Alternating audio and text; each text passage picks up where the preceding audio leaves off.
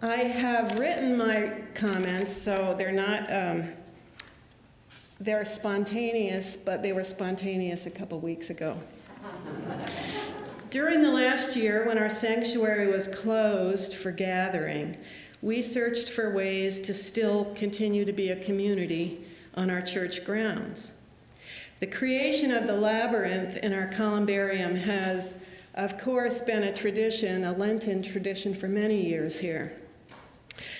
However, it became more meaningful to me last year because it was an old and familiar tradition that did not have to change because of COVID. And we could still walk and pray and enjoy that space the same way as we have for many years.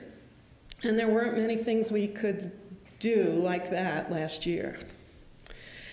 While the labyrinth was happening outside, the church staff was also looking for a way to allow members to get inside the sanctuary, because remember, we couldn't come in here for many months.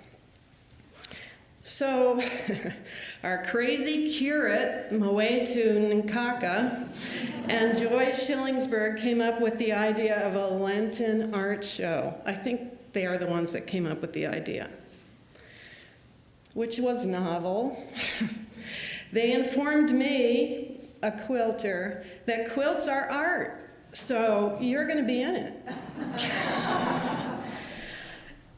I couldn't go to the first Zoom call where people signed up for the various Stations of the Cross. The art show was designed around the Stations of the Cross, and I was unable to come to that first phone call, so that there were a few stations remaining that no one chose, and the one that I got assigned was number 11, Jesus is nailed to the cross.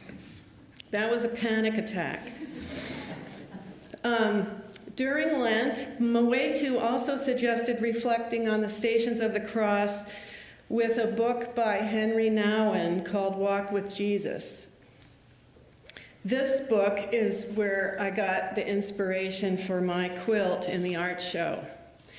Had it not been for Moetu and his really infectious enthusiasm, I would never, ever have reached inside myself and produced an actual piece of art. It just would never have happened.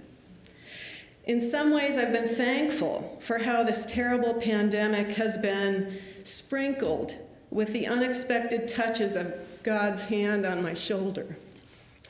I'm grateful to be a part of a church that is so creative and resourceful and fun, in spite of this crazy chaos we've been in for the last 18 months.